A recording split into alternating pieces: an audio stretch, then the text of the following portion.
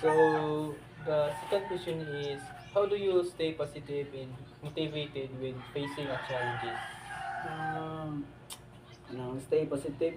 Dili ko magunaw na sa mga negative like mga pagkuan sa mga tao negative like yung ano wala man kaning kuan ana ang mong yun na positive because kay mo na mag-motivate sa mga dagat sa mga kinabuhi dili ka muna sa mga negatibo para dili sa gabal mo guna maminaw kag negative mo na makahimo kag stress, depress, problems mo nang motivate mo self na positive na kaya na ko ni dili ko mina.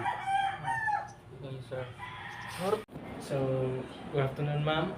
I'm here to ask question about your life. So, first question is, what is the biggest challenge you face in today's modern world? So the biggest challenge I face in the modern world is as a student, I manage my time between school, homework, and my personal life. Okay, thank you. So, the second question is, how do you usually deal with stress or pressure in your daily life? So I deal my stress by resting, listening to music, eating, and talk to my friends and family. Okay, thank you. So, that's all. Thank you. Thank you. How has technology like phone, social media, or online tools changed the way you live, study, or work?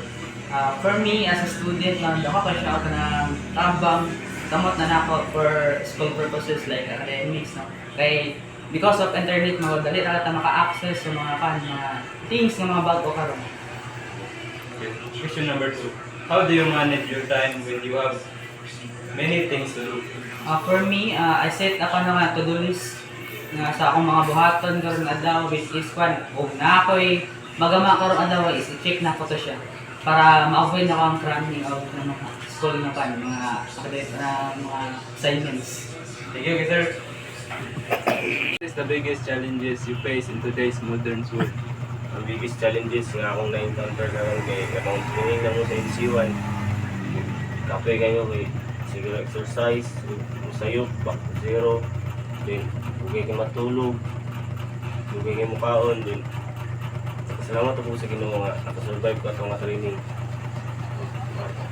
Thank you. So, question number 2. How do you stay positive and motivated when facing these challenges? Naghatag na og motivation nato kay akong family.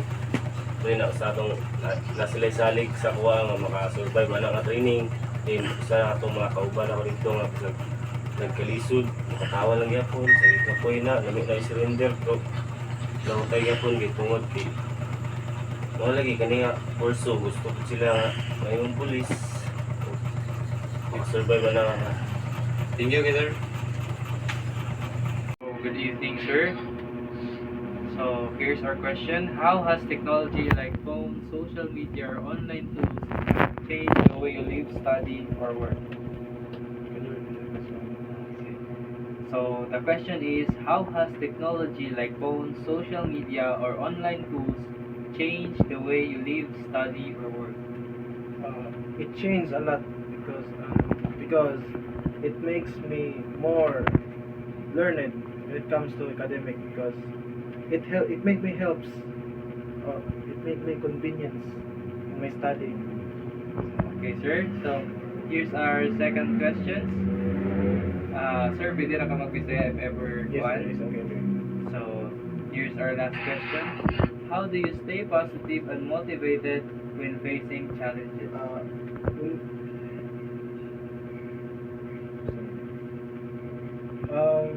What makes me make positive like is Motivated also. I do reading Bible because it my source of my inspiration because God helps you in all your problems. Okay, so thank you, sir. Okay, Thank you, sir. Cut. So here's our question. How do you usually deal with stress or pressure in your daily life? Wala yung problem naman ako. Sa isaho na natin ang self ko.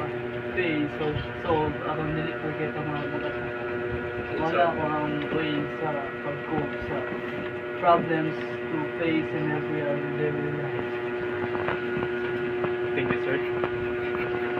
Technology like phones, social media, or online tools change the way you live, study, or work? It really helps me a lot kay kuan man. Hindi na mga online nga klase kay attend na yung study. Na mga kontak og dali-dali kay kontak mo og dali yung po i-check mo kasabang samot na karon kay updated na kayo technology.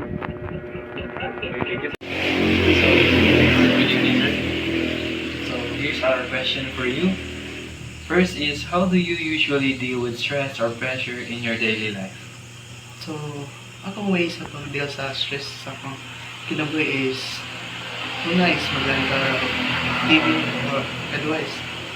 Magluto sa akong ganahan nga lutoon and usahay matulog sad and akong last is button is kanang magdula bitaw para kuan ba ako kawala sa stress o to. Yes, okay. The next question, sir, is how has technology like phones, social media, or online tools changed the way you live, study, and work? So, lako kayo tabang ang technology sa ato kuan panginabuhi karon di lang sa ako kundi sa tanang tao kay sa unang panahon di pa siya sa unang panahon atong year 2015 pa August dili kay dato tali nga naay mga gadgets dito so tungod ani technology karon dako kay siya tabang kay pwede na ka maka-chat sa kuan chat or tawag sa imong ginikanan sa kadapit nga lugar o pwede na ka mag-video call na di na kailangan maging face to face o